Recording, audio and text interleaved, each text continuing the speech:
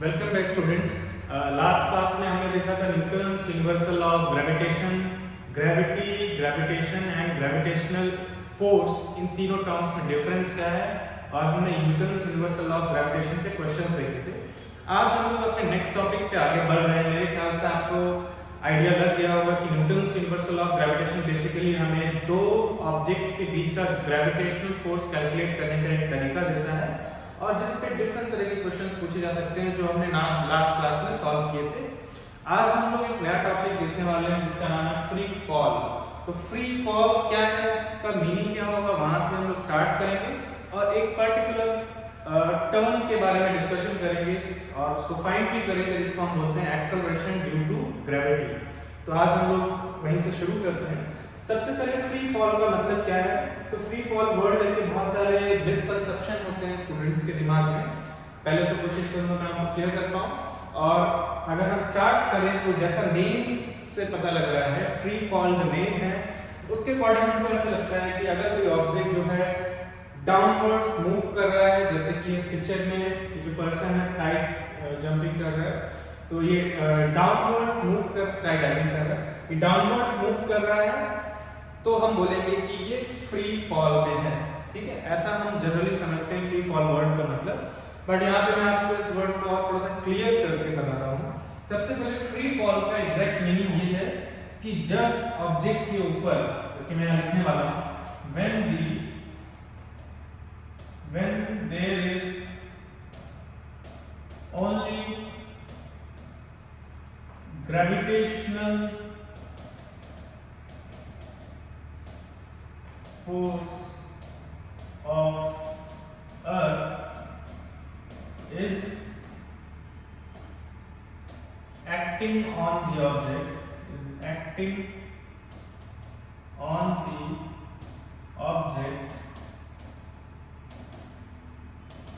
it is said to be in free fall.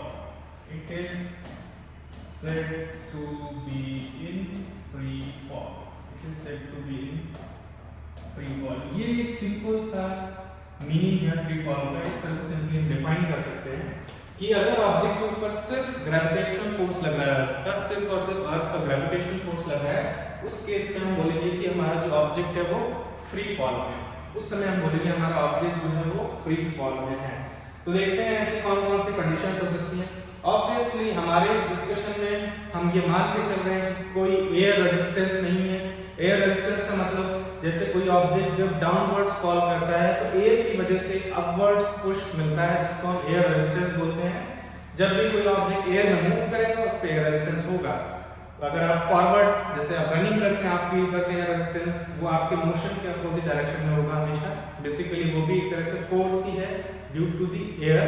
अगर आप downwards, कोई ऑब्जेक्ट डाउनवर्ड्स मूव कर रहा है तो एयर रेजिस्टेंस अपवर्ड्स होगा। तो उसको हम यहाँ पे नेग्लेक्ट करके चलेंगे, ध्यान रखेंगे। तो जब हम बोल रहे हैं कि ऑब्जेक्ट पे सिर्फ और सिर्फ ग्रेविटेशनल फोर्स लग रहा है अर्थ का, तब हम बोलेंगे वो फ्री फॉल में है। तो इसके डिफरेंट कौन कौन सी कंडीशंस हो सकते हैं वो हम देखने वाले हैं, और उससे आपको बहुत अच्छे से क्लियर होगा कि एग्जैक्टली मीनिंग क्या है फ्री फॉल का।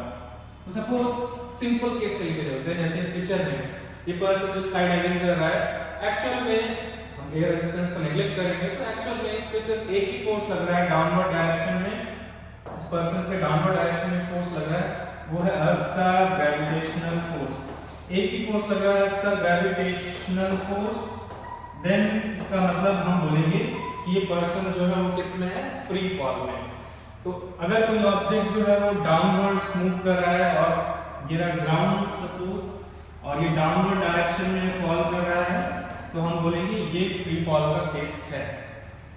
एक केस मतलब जैसे कि आपने किसी ऑब्जेक्ट को ड्रॉप किया, एक केस ऐसा हो सकता है किसी ऑब्जेक्ट को आपने डाउनवर्ड्स ऐसे थ्रो किया, तो आपने ऑब्जेक्ट को थ्रो किया है, उसके बाद भी वो थोड़ा फास्टर जाएगा। जैसे आपने जब थ्रो किया, मान लीजिए सेम हाइट की बात कर रहे हैं, इसी हाइट से आपने ऑब्जेक्ट को थ्रो किया है तो ये थोड़ा फास्टर जाएगा। अगर आपने ड्रॉप किया है तो थोड़ा स्पीड शुरू में 0 रहेगा, लेकिन आपने थ्रो किया है तो शुरू में स्पीड 0 नहीं होगा, फास्टर जाएगा। लेकिन आपने जब उसको थ्रो कर दिया है उसके बाद सिर्फ एक ही फोर्स लगा है, ग्रेविटेशनल फोर्स, तो ये भी फ्री फॉल की कैटेगरी में आएगा। सपोज आपने एक ऑब्जेक्ट को ग्राउंड से अपवर्ड डायरेक्शन में थ्रो किया, जैसे कि आप क्रिकेट बॉल को अपवर्ड डायरेक्शन में ऐसे थ्रो कर रहे हैं, तो जब आप वर्टिकली अपवर्ड डायरेक्शन में बॉल को थ्रो किया, उसके बाद आपने कोई फोर्स अप्लाई नहीं किया, एक बार उसको पुश करने के बाद अब इस बॉल में सिर्फ एक ही फोर्स लग रहा है डाउनवर्ड डायरेक्शन में, वो है ग्रेविटेशनल फोर्स। तो ये क्रिकेट बॉल भी इस केस में क्या है, फ्री फॉल में कर रही है। ध्यान रखेंगे, जब सिर्फ ग्रेविटेशनल फोर्स लग रहा है ऑब्जेक्ट पे तो हम बोलेंगे वो फ्री फॉल में। इसका मतलब ये क्रिकेट बॉल भी फ्री फॉल में है, क्योंकि ये अपवर्ड जा रही है, वो तो ठीक है, बट ग्रेविटेशनल फोर्स ही लग रहा है इस समय इसके ऊपर। अब कंडीशन यही है कि ऑब्जेक्ट में सिर्फ जब ग्रेविटेशनल फोर्स लग रहा होगा तब हम बोलेंगे कि वो फ्री फॉल में है। तो ये ध्यान रखेंगे, ये तीनों ही केस किसके हैं, फ्री फॉल के केस। चाहे ऑब्जेक्ट ऊपर की तरफ जा रहा है चाहे नीचे की तरफ जा रहा है, तीनों ही केस में उस पर सिर्फ ग्रेविटेशनल फोर्स अगर लग रहा है तो वो फ्री फॉल में कहलाएगा। ये ध्यान रखेंगे। एक इंपॉर्टेंट पॉइंट जो रह जाता है वो ये कि इन तीनों केसेस में, जो मैंने तीनों केस लिए हैं, इसमें ऑब्जेक्ट सिर्फ वर्टिकल डायरेक्शन में मूव कर रहा है, यानी कि हम बोल सकते हैं एक स्ट्रेट लाइन के अराउंड मूव कर रहा है। तो अगर ऑब्जेक्ट जो है वो स्ट्रेट लाइन के अराउंड मूव करता है तो हम बोलेंगे ये वन डायमेंशनल मोशन है, वन डायमेंशनल मोशन यानी कि स्ट्रेट लाइन मोशन है। तो ये तीनों केस वो केस हैं जिसमें ऑब्जेक्ट फ्री फॉल में है और वन डायमेंशन में मूव कर रहा है। तो इसको हम लोग बोलते हैं motion under gravity. Motion under gravity का मतलब जब सिर्फ ग्रेविटेशनल फोर्स लग रहा है तो ये मोशन अंडर ग्रेविटी का केस है। आप फ्री फॉल को मोशन अंडर ग्रेविटी भी बोल सकते हैं, आप ग्रेविटेशनल फोर्स को हम ग्रेविटी बोल रहे हैं, मोशन अंडर ग्रेविटी, लेकिन ये वन डायमेंशन में है, वन डायमेंशन में, क्योंकि स्ट्रेट लाइन में चल रहा है। 9th क्लास के सिलेबस में हमको एक्चुअली में इस तरह के क्वेश्चंस पे ही डिस्कशन करना है कि जब ऑब्जेक्ट सिर्फ ग्रेविटेशनल फोर्स के अंडर मोशन करता है और वन डायमेंशन में जब मोशन करता है तो कैसे डिफरेंट चीजें फाइंड करें, जैसे कि ऑब्जेक्ट मैक्सिमम हाइट कितना कवर करेगा, आपने एक बार उसको अपवर्ड थ्रो किया है, या कुछ पर्टिकुलर टाइम में 2, 3 सेकंड, 10 सेकंड में वो कितना डिस्टेंस कवर करेगा, या सपोज 100 मीटर का डिस्टेंस कवर करने में उसको कितना टाइम लगेगा, या कितनी वेलोसिटी से अगर आपने किसी ऑब्जेक्ट को एक हाइट से ड्रॉप किया है तो ग्राउंड तक कितनी वेलोसिटी से, किस स्पीड से रीच करेगा। इस तरह के क्वेश्चंस हमें देखने हैं और वो किस कैटेगरी में आते हैं, motion under gravity in one dimension. मतलब फ्री फॉल में है ऑब्जेक्ट लेकिन वो वन डायमेंशनल मोशन कर रहा है, यानी कि एक स्ट्रेट लाइन में चल रहा है, मतलब या तो वर्टिकली अपवर्ड जाएगा या वर्टिकली डाउनवर्ड जाएगा। ये हमने 3 केस डिस्कस किए। आप ऑब्जेक्ट को ऊपर थ्रो किया, आपने ऑब्जेक्ट को डाउनवर्ड थ्रो किया है, या ऑब्जेक्ट को आपने सिंपली रिलीज किया है, ये वो सारे केसेस होंगे। अब तो फिर आपके दिमाग में क्वेश्चन आ सकता है कि तो मोशन अंडर ग्रेविटी 2 डायमेंशनल भी हो सकता है, मतलब स्ट्रेट लाइन नहीं होगा। तो ऐसा है और ये बहुत कॉमन है। जब आप फुटबॉल को सपोज आपने एक हिट किया तो फुटबॉल का अगर आप पाथ नोटिस करें तो कैसा रहता है, अगर मान लेते हैं आपने ग्राउंड से एक फुटबॉल को हिट किया या फुटबॉल प्लेयर एक फुटबॉल को जब हिट करता है तो आपको पता है वो फुटबॉल को जिस तरीके से मूव करते हुए दूसरे एंड तक जाती है। या फिर अगर आप एक क्रिकेट बॉल को थ्रो भी करते हैं, सपोज आपने क्रिकेट बॉल को थ्रो किया तो आपने देखा उसका पाथ कुछ ऐसा रहता है। तो ये केस क्या है, इन केस में अगर आप फिर से नोटिस करें, अगर आप ऑब्जेक्ट को डायरेक्टली वर्टिकली अपवर्ड थ्रो नहीं कर रहे हैं, थोड़ा सा एक एंगल पे थ्रो कर रहे हैं, जैसे कि आप किसी को क्रिकेट बॉल फेंक के कैच के लिए थ्रो करते हैं, या फिर एक बार बैट्समैन जब क्रिकेट बॉल को हिट करता है, जनरली जब एक शॉट जो 6 की तरफ जा रहा होगा उसका पाथ भी कुछ ऐसा ही होगा, या एक जैसे कि कोई फुटबॉल प्लेयर है उसको फुटबॉल को हिट किया। इन सभी केसेस में ध्यान रखना है कि हम एयर रेजिस्टेंस की यहाँ बात नहीं कर रहे हैं। तो इन सभी केसेस में एक बार ऑब्जेक्ट को जब हिट कर दिया गया है उसके बाद अगर आप देखें तो वो सिंपली मूव कर रहा है इस तरीके से खाली स्पेस में, और उस समय ऑब्जेक्ट पे सिर्फ और सिर्फ एक ही फोर्स लग रहा है, कौन सा, ग्रेविटेशनल फोर्स। उस समय भी एक डाउनवर्ड फोर्स लग रहा है, ग्रेविटेशनल फोर्स, और इसका मतलब फिर अकॉर्डिंग टू आवर डेफिनेशन वो भी किस कैटेगरी में आएगा, फ्री फॉल की कैटेगरी में आएगा। वहां पे भी ऑब्जेक्ट फ्री फॉल में है, क्योंकि फ्री फॉल के सिर्फ एक ही कंडीशन है कि ऑब्जेक्ट पे सिर्फ और सिर्फ अगर अर्थ का ग्रेविटेशनल पुल लग रहा है उस केस में हम बोलेंगे ऑब्जेक्ट फ्री फॉल में है। तो जब हमारा ऑब्जेक्ट जैसे कि फुटबॉल इस तरीके से इस पाथ पर मूव कर रही है तो इस समय भी इस पे सिर्फ और सिर्फ ग्रेविटेशनल फोर्स लगा है हमेशा डाउनवर्ड डायरेक्शन में, तो ये भी फ्री फॉल की कैटेगरी में आएगा। और जैसा कि मैंने यहाँ बोला कि अगर आप क्रिकेट बॉल को थ्रो करते हैं और वर्टिकली डायरेक्टली अपवर्ड ना थ्रो करके इस तरह से एंगल पे थ्रो करते हैं तो ये भी फ्री फॉल की कैटेगरी में है। तो ध्यान रखिए कि यहाँ जितने मैंने डायग्राम्स रिप्रेजेंट किए हैं डिफरेंट कंडीशंस को दिखाने के लिए, ये सभी के सभी फ्री फॉल की कैटेगरी में आएंगे।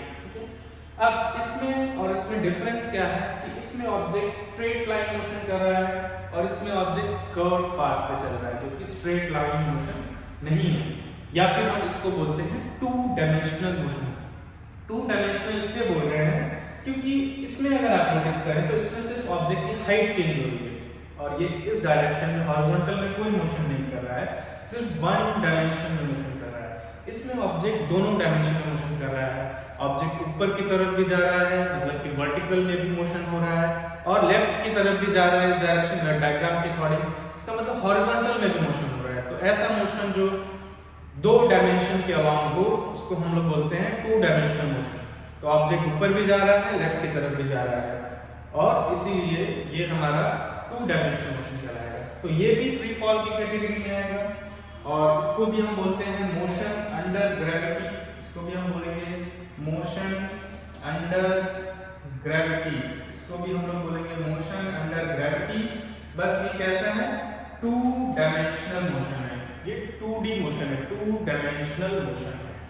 हमको जो 9th क्लास के इस पर्टिकुलर सिलेबस में डिस्कशन करना है वो इस पे डिस्कशन करना है, इस पे क्वेश्चंस करने हैं, जैसा मैंने आपको बताया। तो मेरे ख्याल से अगर आपके दिमाग में किसी भी तरह का मिसकंसेप्शन है फ्री फॉल को लेकर, तो मेरे ख्याल से क्लियर हुआ होगा। ये सारे केसेस फ्री फॉल के हैं। वो जो राइट साइड में ड्रॉ किया वो टू डायमेंशनल फ्री फॉल का है, उसको हम motion under gravity in two dimension बोल सकते हैं, और ये motion under gravity one dimension है। इसका एक एग्जांपल और होगा, जब गन से बुलेट को हिट किया जाता है, बुलेट फायर किया जाता है, तो एक बार बुलेट जब गन से निकल जाता है तो उसका पाथ भी कुछ ऐसा ही होगा, लॉन्ग डिस्टेंस पे आपको दिखाई देगा। जैसे जैसे बुलेट आगे जाएगा और थोड़ी देर बाद ये नीचे की तरफ जाएगा। ऐसे ही अगर एरो को शूट किया जाता है, सेम वही कंडीशंस है।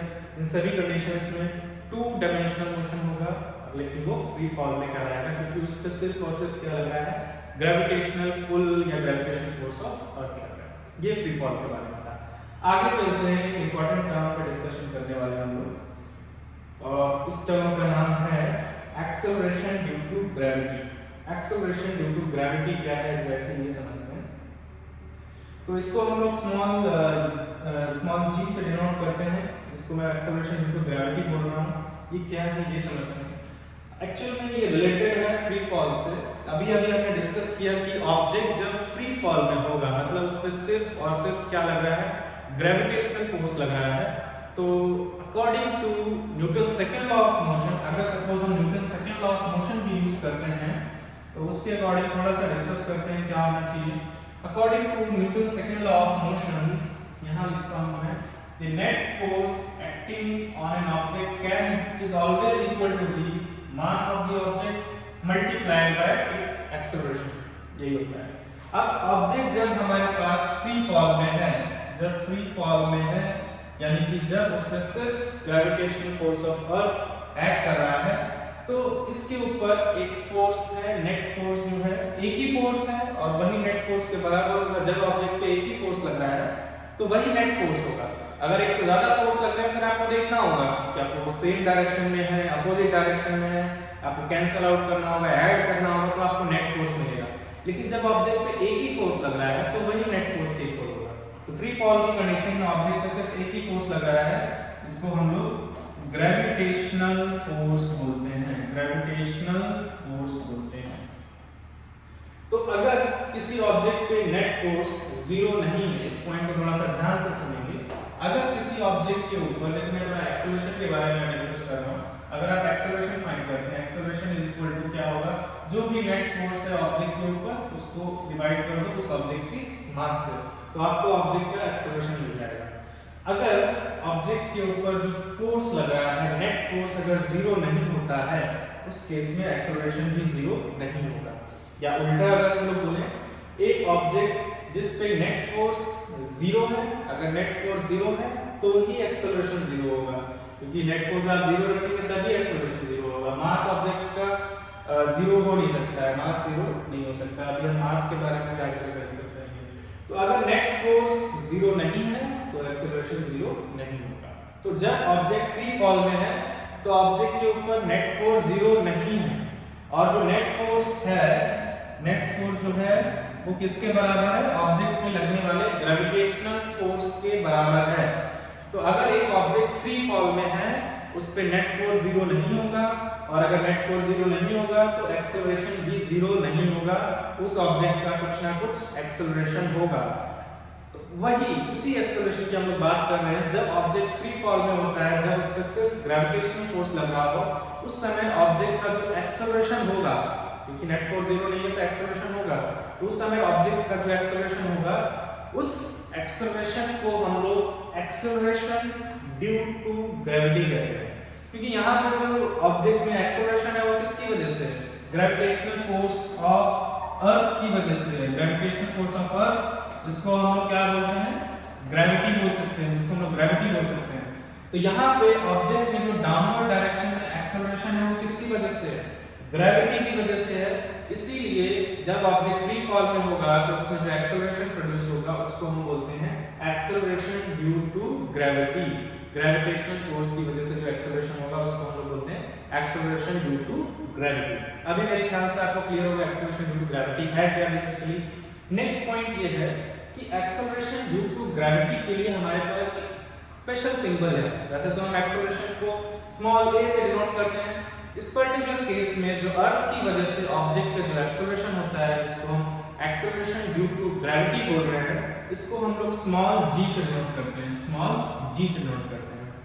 तो अर्थ की वजह से जो ऑब्जेक्ट्स पे ग्रेविटेशनल फोर्स लग रहा है उसकी वजह से जो एक्सेलरेशन होता है इसको हम लोग स्मॉल g से डिनोट करते हैं, और इसको हम लोग बोलते हैं acceleration due to gravity. Clear? Next हमें ये देखना है, तो ये एक्सेलरेशन किसकी वजह से है? ये अर्थ की वजह से है। अर्थ जो ऑब्जेक्ट्स पे ग्रेविटेशनल फोर्स अप्लाई करता है उसकी वजह से। तो अगर हम बात करें, जैसे सपोज ये अर्थ है, अर्थ के सरफेस के नियर कुछ ऑब्जेक्ट्स हैं, जैसे कि एक ऑब्जेक्ट ये रहा, तो इस ऑब्जेक्ट को अर्थ क्या करेगा? हमें पता है कि अर्थ जो है सभी ऑब्जेक्ट्स को अपने सेंटर की तरफ इस तरीके से पुल करती है, इस तरीके से अपने सेंटर की तरफ। सपोज अर्थ का सेंटर यहाँ कहीं है तो सेंटर की तरफ पुल करती है कोई भी ऑब्जेक्ट, चाहे ऑब्जेक्ट यहाँ पर है तो उस पर भी सेंटर की तरफ इस तरफ पुल लगेगा, अगर ऑब्जेक्ट यहाँ पर है तो सेंटर की तरफ इस तरीके से उस पर पुल लगेगा। अर्थ सभी ऑब्जेक्ट को अपनी तरफ इस तरीके से पुल करती है। तो जो भी ऑब्जेक्ट अर्थ की ग्रेविटेशन फोर्स के अंदर मूव कर रहे होंगे, जो भी ऑब्जेक्ट फ्री फॉल में होंगे, उनका कुछ एक्सेलरेशन होगा, उस एक्सेलरेशन को हम एक्सेलरेशन ड्यू टू ग्रेविटी बोल रहे हैं। नेक्स्ट क्वेश्चन ये है कि क्या हम एक्सेलरेशन ड्यू टू ग्रेविटी की वैल्यू फाइंड कर सकते हैं? क्या ये कांस्टेंट होता है? क्या ये वेरी करता है? ये हम देखने वाले हैं।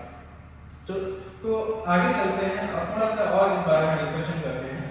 अब ध्यान से देखेंगे, एक्सेलरेशन किसी भी ऑब्जेक्ट का जो है वो फोर्स पे डिपेंड करता है, उस पे फोर्स कितना लग रहा है। ग्रेविटेशनल फोर्स जो है, अगर हमें बताइए कि gravitational force between two objects जो है वो डिस्टेंस के साथ, अगर डिस्टेंस आप बढ़ाएंगे तो ग्रेविटेशनल फोर्स कम होता जाता है। तो अगर कोई ऑब्जेक्ट जो है वो अर्थ से दूर है, अर्थ से काफी दूर है, जैसे कि यहाँ कहीं काफी दूर है, जैसे सैटेलाइट्स की पोजीशन हो, तो इस पे जो ग्रेविटेशनल फोर्स लग रहा होगा, इस पे इस ऑब्जेक्ट पे जो ग्रेविटेशनल फोर्स लग रहा होगा, ये सेकंड ऑब्जेक्ट लेते हैं हमारा, ये फर्स्ट ऑब्जेक्ट। फर्स्ट ऑब्जेक्ट पे जो अर्थ, मान लेते हैं दोनों का मास सेम है, सेम मास के ऑब्जेक्ट्स हैं, तो फर्स्ट ऑब्जेक्ट पे जो ग्रेविटेशनल फोर्स लग रहा होगा और सेकंड ऑब्जेक्ट पे जो ग्रेविटेशनल फोर्स लग रहा होगा, उसमें से ज्यादा ग्रेविटेशनल फोर्स फर्स्ट ऑब्जेक्ट पे होगा और सेकंड वाले ऑब्जेक्ट पे ग्रेविटेशनल फोर्स कम होगा, क्योंकि वो ज्यादा दूर है, अर्थ से ज्यादा दूर है, दोनों का मास सेम है। सपोज आपके पास 10 kg का एक ऑब्जेक्ट है, तो अगर आपने उसको जस्ट अर्थ के सरफेस के नियर आपने ड्रॉप किया है तब उस पे जो फोर्स लग रहा होगा, और अगर आप सपोज 10 किलोमीटर डिस्टेंस के उधर तक चले जाते हैं अर्थ से और वहां से ड्रॉप करते हैं, तब जो फोर्स लग रहा होगा उसमें डिफरेंस होगा। हाइट ज्यादा डिस्टेंस जब होगा अर्थ के सरफेस से तो ये फोर्स कम हो जाएगा। तो इस ऑब्जेक्ट पे जो फोर्स लग रहा होगा ग्रेविटेशनल फोर्स फ्री फॉल में वो कम होगा, और इस ऑब्जेक्ट पे जो ग्रेविटेशनल फोर्स लग रहा होगा वो ज्यादा होगा। तो अब खुद देखते हैं हम लोग, जब ये फोर्स ज्यादा होगा तो एक्सेलरेशन भी ज्यादा होगा, अगर ये फोर्स कम होता है तो एक्सेलरेशन भी कम होगा। तो इस पे जो ग्रेविटेशनल फोर्स लग रहा है, ग्रेविटेशनल फोर्स ऑफ अर्थ, अगर उसकी वैल्यू कम होती है तो इसका एक्सेलरेशन भी कम होगा, और इसकी वैल्यू ज्यादा होती है तो इसका एक्सेलरेशन भी ज्यादा होगा। तो कहने का मतलब यहाँ पे acceleration due to gravity first object का क्या होगा? ज्यादा होगा, क्योंकि इसमें फोर्स भी ज्यादा है। लेकिन सेकंड ऑब्जेक्ट का जो एक्सेलरेशन ड्यू टू ग्रेविटी है वो कम होगा, क्योंकि इसमें फोर्स कम है, क्योंकि ये दूर है, ग्रेविटेशनल फोर्स कम हो गया। अगर फोर्स कम हो गया तो एक्सेलरेशन भी क्या हो जाएगा, कम हो जाएगा। तो इससे हमें ये पता चलता है कि जो एक्सेलरेशन ड्यू टू ग्रेविटी है इसकी वैल्यू फिक्स नहीं है, ये डिपेंड करेगा ऑब्जेक्ट अर्थ के सरफेस से कितना दूर है। क्या वो अर्थ की सरफेस के बहुत क्लोज है या फिर सरफेस से काफी दूर है। अगर दूर होगा तो एक्सेलरेशन ड्यू टू ग्रेविटी क्या हो जाएगा, कम हो जाएगा। अगर पास होगा तो एक्सेलरेशन ड्यू टू ग्रेविटी ज्यादा होगा। तो ध्यान रखेंगे एक्सेलरेशन ड्यू टू ग्रेविटी का वैल्यू फिक्स नहीं होता है, ये चेंज करता है। लेकिन जो इंपॉर्टेंट पॉइंट है, हम लोग वेरिएशन के बारे में अलग से कुछ पॉइंट्स डिस्कस करेंगे। फिलहाल जो यहाँ पे इंपॉर्टेंट पॉइंट हमको डिस्कस करना है, हम लोग एक्सेलरेशन ड्यू टू ग्रेविटी की वैल्यू फाइंड करने वाले हैं जब ऑब्जेक्ट जो है near the surface of the earth होंगे। Near the surface of the earth का कोई स्पेसिफिक मीनिंग नहीं है। आप ऐसे समझ सकते हैं जैसे कि आप अपने घर के छत से अगर किसी ऑब्जेक्ट को ड्रॉप कर रहे हैं तो वो भी हम near the surface of the earth ही बोलेंगे। या फिर आप सिंपली ग्राउंड पे खड़े और ऑब्जेक्ट को ड्रॉप कर रहे हैं तो वो ऑब्जेक्ट भी near the surface of the अर्थ कहलाएगा। यहाँ तक कि आप यहाँ हमारी जो टॉलेस्ट बिल्डिंग है, हमारे वर्ल्ड में जो सबसे टॉलेस्ट बिल्डिंग है, उस बिल्डिंग से भी किसी ऑब्जेक्ट को अगर आप ड्रॉप कर रहे हैं तो वो भी हम near the surface of the अर्थ लेके चलेंगे, near the surface of the अर्थ लेके चलेंगे। तो जब हम near the surface of the अर्थ की बात करते हैं, मतलब हम बहुत दूर के डिस्टेंसेस की बात नहीं कर रहे हैं। हम लोग 5, 10 किलोमीटर, 20 किलोमीटर, 100 किलोमीटर के डिस्टेंसेस की बात नहीं कर रहे हैं। जैसे सैटेलाइट जो है काफी दूर के डिस्टेंसेस पे होती है, हम उन डिस्टेंसेस की यहाँ बात नहीं करेंगे, क्योंकि वहां तक जाते जाते जी का value, acceleration due to gravity का वैल्यू काफी कम हो जाएगा, वेरी करेगा। बट अर्थ के सरफेस के नियर, जो कि ज्यादा डिस्टेंसेस नहीं है, रफली हम कह सकते हैं with in 1 kilometre, with in 500 kilometre, जिस तरह के क्वेश्चंस हमें सॉल्व करने हैं, उन केसेस के लिए जी का वैल्यू ज्यादा चेंज नहीं होता है, ज्यादा चेंज नहीं होता है। तो हम लोग जी का वैल्यू जो है near the surface of the earth find करने वाले हैं। Near the surface of the अर्थ मतलब कि अगर इस डायग्राम में अकॉर्डिंग देखें तो ऑब्जेक्ट बिल्कुल यहाँ पर कहीं है, एग्जैक्टली यहाँ पर है, क्योंकि आपको पता ही है अर्थ का एटमॉस्फेयर कहाँ होगा, थोड़ा सा इतना पतला सा एटमॉस्फेयर है अर्थ का, उसके अंदर कहीं सरफेस पे ऑब्जेक्ट है, तो नियरली कहाँ है, on the surface of the earth है। तो हम लोग कह सकते हैं near the surface of the अर्थ जो जी का वैल्यू होता है वो हम फाइंड करने वाले हैं, और आप जितने भी क्वेश्चंस करेंगे वो उसी पे बेस्ड होंगे, near the surface of the earth. तो देखते हैं कैसे फाइंड करेंगे इसको। सबसे पहले एक ऑब्जेक्ट अज्यूम करते हैं, जैसे ये रहा हमारा ऑब्जेक्ट जो कि near the surface of the earth है। ध्यान रखिए अर्थ की सरफेस से बहुत दूर नहीं है, कहां पर है, near the surface of the earth, near the surface of earth, earth की सरफेस के काफी क्लोज है ये ऑब्जेक्ट। इस ऑब्जेक्ट का मास ले लेते हैं m, स्मॉल m से मैं मास दिखा रहा हूं, मास of the object, mass of the object. इसके बाद हमारा जो दूसरा ऑब्जेक्ट है जो कि इस पे ग्रेविटेशनल फोर्स लगा रहा है, बेसिकली वो क्या है, अर्थ है। तो मैं अर्थ के मास को, कंफ्यूजन ना हो इसके लिए मैं छोटा सा e यहाँ लिखूंगा, कैपिटल E, और इससे डिनोट करूंगा मास ऑफ द अर्थ। ये क्या है, मास ऑफ द अर्थ को डिनोट कर रहा है। नेक्स्ट क्या है, अर्थ का अपना एक रेडियस होगा, सेंटर से लेकर सरफेस तक का डिस्टेंस, इसको मैं कैपिटल R से डिनोट करूंगा, और नीचे छोटा सा e बना देंगे जो कि अर्थ के रेडियस को रिप्रेजेंट कर रहा है। इसको मैं बोल रहा हूं radius of the earth, radius of the earth. तो पहला क्या है कि तीन टर्म्स हमने देखी, ये मास of the earth, mass of the object है, जो यहाँ हमारा object near the surface of the earth है।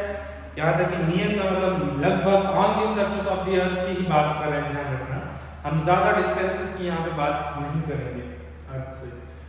अब देखते हैं, आगे चलते हैं, इस ऑब्जेक्ट पे जो ग्रेविटेशनल फोर्स लग रहा होगा, एक्चुअल में इसको आप दो तरीके से फाइंड कर सकते हो। इस ऑब्जेक्ट पे जो नेट फोर्स है वो किसके बराबर है, ग्रेविटेशनल फोर्स के बराबर है। नेट फोर्स जो है इस ऑब्जेक्ट पे वो ग्रेविटेशनल फोर्स के बराबर है। नेट फोर्स कैसे निकाला जा सकता है, अगर आपको ऑब्जेक्ट का मास पता हो और इसका एक्सेलरेशन पता हो, तो क्योंकि उसके ऊपर सिर्फ ग्रेविटेशनल फोर्स लग रहा है, ये फ्री फॉल में है, तो इसका एक्सेलरेशन को हम लोग बोलेंगे एक्सेलरेशन ड्यू टू ग्रेविटी, और इसको हम लोग स्मॉल g से डिनोट करते हैं। तो इस ऑब्जेक्ट का जो एक्सेलरेशन है वो स्मॉल g है, जो हमें फाइंड करना है, ध्यान रखिए, क्योंकि इस पे ग्रेविटेशनल फोर्स लग रहा है, इसके एक्सेलरेशन को हम लोग स्मॉल g से डिनोट करेंगे, जिसको हम a से बोलते हैं एक्सेलरेशन को, उसी को हम यहाँ पे स्मॉल g से डिनोट करने वाले हैं। तो अगर मुझे ऑब्जेक्ट का मास पता है और उसका एक्सेलरेशन पता है तो ऑब्जेक्ट पे नेट फोर्स कितना है मैं न्यूटन सेकंड लॉ से लिख सकता हूँ। ये कहाँ से आया है? Using Newton second law of motion, using Newton's second law of motion. According to Newton second law of motion net force अगर आपको फाइंड करना है किसी ऑब्जेक्ट पे तो किसके बराबर होगा? ऑब्जेक्ट का mass multiplied by its acceleration. यहाँ पे इसका जो एक्सेलरेशन है उसको हम लोग स्मॉल g बोल रहे हैं, एक्सेलरेशन ड्यू टू ग्रेविटी, यानी कि इसका जो नेट फोर्स है मैं m * a की जगह g लिख सकता हूँ। ये हमारा क्या हो गया? ऑब्जेक्ट पे लगने वाला नेट फोर्स। कैसे निकाला? Using Newton second law of motion. और यही फोर्स हम लोग एक और तरीके से कैलकुलेट कर सकते हैं using the Newton's universal law of gravitation, क्योंकि Newton's universal law of gravitation से हम ग्रेविटेशनल फोर्स फाइंड कर सकते हैं और इस ऑब्जेक्ट पे अभी ग्रेविटेशनल फोर्स ही लग रहा है। तो वो कैसे फाइंड किया जाएगा? ग्रेविटेशनल फोर्स का हमारे पास फार्मूला है जो वो Gm1m2/r² है, जो हमने लास्ट लेक्चर में देखा था। तो यहाँ पर देखना पड़ेगा कौन कौन से दो ऑब्जेक्ट्स हैं। इसको मैं F नेट ही लिख देता हूँ क्योंकि उसके ऊपर एक यही फोर्स लग रहा है। तो यही फोर्स मैं दूसरे तरीके से कैलकुलेट कर रहा हूँ क्योंकि ये ग्रेविटेशनल फोर्स है। ये फोर्स कौन अप्लाई कर रहा है? अर्थ इस ऑब्जेक्ट पे अप्लाई कर रहा है। तो देखते हैं ग्रेविटेशनल फोर्स कैसे निकाला जाएगा। दोनों ऑब्जेक्ट का मास पता होना चाहिए। तो पहले ऑब्जेक्ट को मैंने m1 बोल दे रहा हूँ, इसका मास कितना है? m1 m है। दूसरे ऑब्जेक्ट का मास कितना है? me है। ठीक है, तो m1 का वैल्यू क्या हो गया? m। यहाँ पे जो दो ऑब्जेक्ट है वो कौन है? अर्थ और ये मास। तो स्मॉल m हो गया m1 का वैल्यू, और जो अर्थ है उसका मास जो कैपिटल Me हो गया, डिवाइडेड बाय r क्या है? Distance between the objects. तो यहाँ पे हम थोड़ा सा ध्यान से देखेंगे। r जो मैंने आपको बताया था ये डिस्टेंस होता है। कौन सा distance? Centre of the objects के बीच का distance. Centre of the objects, objects के सेंटर के बीच का डिस्टेंस। तो ये रहा अर्थ का सेंटर और ऑब्जेक्ट का सेंटर यहाँ पे होगा। ये जो मैंने एक्चुअली लाइन ड्रॉ की है यही क्या है? वो डिस्टेंस है जो हमें पता होना चाहिए। अब क्योंकि हमारा ऑब्जेक्ट जो है near the surface of the earth है, ध्यान रखना near the surface of the अर्थ की बात कर रहे हैं। हमारा object near the surface of the earth है, तो इसका वैल्यू क्या होगा? रेडियस ऑफ द अर्थ के बराबर ही होगा। रेडियस ऑफ द अर्थ के बराबर ही होगा, क्योंकि ये छोटी सी डिस्टेंस आप नेग्लेक्ट कर सकते हैं। रेडियस ऑफ द अर्थ मैं अभी आपको बताने वाला हूँ, शायद पहले भी बता चुका हूँ, काफी बड़ा है, 6400 किलोमीटर है अप्रॉक्सीमेटली। और ये डिस्टेंस अगर हम near of the surface of the अर्थ की बात कर रहे हैं तो ये कितना होगा? 10 मीटर, 100 मीटर, 500 मीटर। तो 6400 किलोमीटर, 6400 किलोमीटर में अगर हम 500 ऐड करते हैं तो कोई फर्क नहीं पड़ेगा। इसीलिए जो object near the surface of the earth है उनके लिए distance from the centre of the अर्थ को हम रेडियस ऑफ द अर्थ के बराबर ही लेंगे, ये ध्यान रखिए। इसलिए नेक्स्ट मैं यहाँ पे distance between the earth and the object जो है वो क्या लेने वाला हूँ? रेडियस ऑफ द अर्थ, और इसका स्क्वायर करना है तो हमने स्क्वायर कर दिया। तो ये हमने सेम फोर्स है डिफरेंट तरीके से कैलकुलेट किया है। फर्स्ट में हमने मान लिया कि एक्सेलरेशन ड्यू टू ग्रेविटी को हम स्मॉल g से दिखाएंगे, तो न्यूटन सेकंड लॉ के अकॉर्डिंग किसके बराबर होगा? mg के। और सेकंड केस में हमने यूनिवर्सल लॉ ऑफ ग्रेविटेशन से फाइंड किया। बट ये दोनों सेम ही फोर्स की बात कर रही हैं। जो फोर्स इस मास पे लग रहा है, जो मैंने यहाँ पे मास ड्रॉ किया था, इस पे जो फोर्स लग रहा है, तो ये दोनों इक्वल होने चाहिए, सेम ही फोर्स है। ये F नेट है, ये भी F नेट है, और किस पे? उस मास पे, उस पे एक ही फोर्स लग रहा है, यानी दोनों इक्वल होंगे। तो दोनों को अगर हम इक्वेट करें तो आप ऐसे भी समझ सकते हो, मैं F नेट की जगह mg लिख सकता हूँ। तो क्या आएगा? mg = Gm me/re²। ये हमारे पास रिलेशन आएगा यहाँ से, और यहाँ से हम लोग स्मॉल g का वैल्यू फाइंड कर सकते हैं। कैसे फाइंड करेंगे? ये m से ये m कैंसिल हो जाएगा, ये सेम वही मास की बात हो रही है, डिवाइड में जाएगा तो कैंसिल आउट हो सकता है। और यहाँ से स्मॉल g का हमें जो वैल्यू मिला है वो Gme/re²। ये हमारा स्मॉल g का वैल्यू है। स्मॉल g क्या है यहाँ पे? Acceleration due to gravity. और ध्यान रखेंगे ये किसके लिए निकाला हमने? Near the surface of the earth के लिए। अर्थ के सरफेस के क्लोज की वैल्यूज की बात कर रहे हैं, क्योंकि अभी हमने डिस्कस किया कि अगर आप अर्थ के सरफेस से दूर जाते हैं तो g का वैल्यू कम हो जाएगा, एक्सेलरेशन कम हो जाएगा, क्योंकि डिस्टेंस बढ़ जाएगा। तब ये डिस्टेंस रेडियस ऑफ द अर्थ हम नहीं ले सकते, इससे कहीं ज्यादा होगा, और उस समय g का वैल्यू डिफरेंट आएगा। बट जब आप 9th स्टैंडर्ड में हैं तो हमको near the surface of the earth g का वैल्यू क्या होता है उसी पे डिस्कस करना है। और वही हमने देखा कि हमें ये वैल्यू मिल गया। अब इसको थोड़ा सा और डिस्कशन करते हैं शॉर्ट में। यहाँ पे ध्यान से देखिए, अगर g का वैल्यू हमें पता है, g is the universal gravitational constant and इसका वैल्यू है 6.67 10 to the power -11, correct. Mass of the earth, मैं वैल्यूज लिख देता हूं यहाँ पे। g का वैल्यू हमें पता है 6.67 10 to the power -11 newton metre square पर केजी स्क्वायर, अगर यूनिट्स के साथ लिखेंगे। me का वैल्यू क्या है, मास, यानी क्या है, मास of the earth. Mass of the earth तो फिक्स्ड है, और मास ऑफ द अर्थ की अप्रॉक्सीमेट वैल्यू जो हम यूज करते हैं कैलकुलेशन में वो है 6 × 10 टू द पावर 24 kg, काफी ज्यादा मैसिव है। रेडियस ऑफ द अर्थ जो हम यूज करते हैं वो है 6.4 × 10 टू द पावर 6 मीटर। ये रही वो सारी वैल्यूज जो हमें पता है। तो यानी कि यहाँ पे g, me और re का वैल्यू हमको पता है।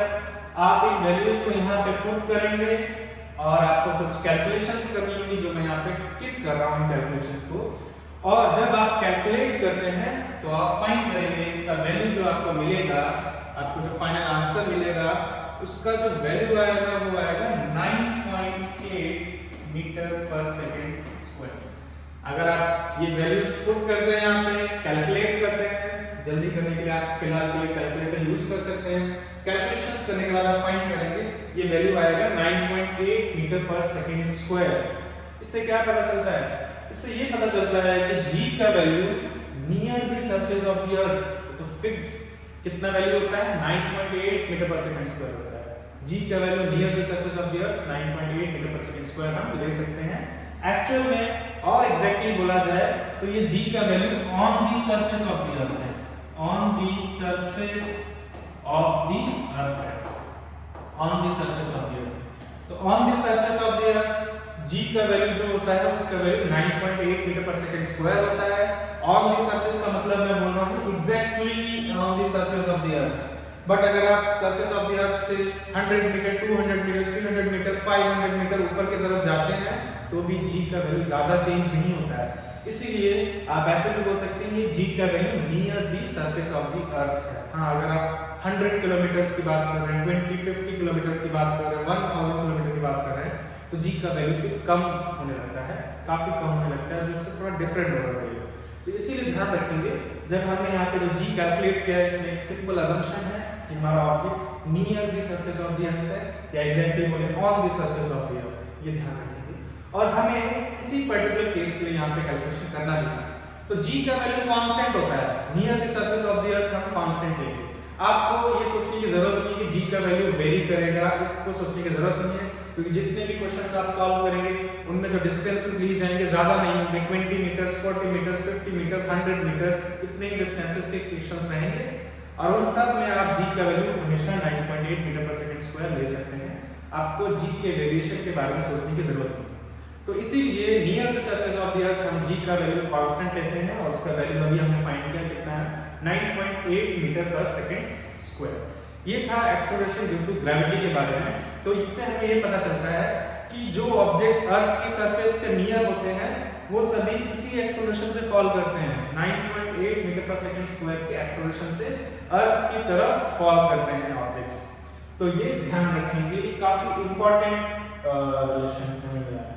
हम लोग क्वेश्चन सॉल्व करेंगे आगे चल के, वहां पे आपको हो सकता है g की वैल्यूज को यूज करना हो, तो ध्यान रखेंगे कभी-कभी क्वेश्चंस में लिख दिया जाता है कि टेक g = 10 मीटर पर सेकंड स्क्वायर। एक्चुअल वैल्यू इसका 9.8 है, बट आप इसको अप्रॉक्सीमेटली राउंड ऑफ करके 10 मीटर पर सेकंड स्क्वायर यूज कर सकते हैं अगर क्वेश्चन में बोला है। अदरवाइज बेटर होगा कि आप g का वैल्यू, क्वेश्चन में कुछ नहीं बोला गया है तो आप g का वैल्यू 9.8 मीटर पर सेकंड स्क्वायर ही यूज करें। इसके आगे हम लोग थोड़ा सा डिस्कशन करेंगे कि g एक्चुअल में वेरी कैसे करता है। हमने देखा कि near the surface of the earth g का वैल्यू अप्रॉक्सीमेटली कांस्टेंट रहता है, वही हमें क्वेश्चंस उस टाइप के ही क्वेश्चंस हमको सॉल्व करने हैं। बट हमें पता होना चाहिए कि g का वैल्यू एक्चुअल में वेरी कैसे करता है, अगर हम दूर जाएंगे तो g का वैल्यू में क्या चेंज आएगा, या किसी और रीजन से क्या g का वैल्यू चेंज हो सकता है, स्मॉल g का वैल्यू, ये हम नेक्स्ट क्लास में डिस्कस करने वाले हैं। तो यहाँ पे हम इस क्लास को एंड करते हैं। Thank you.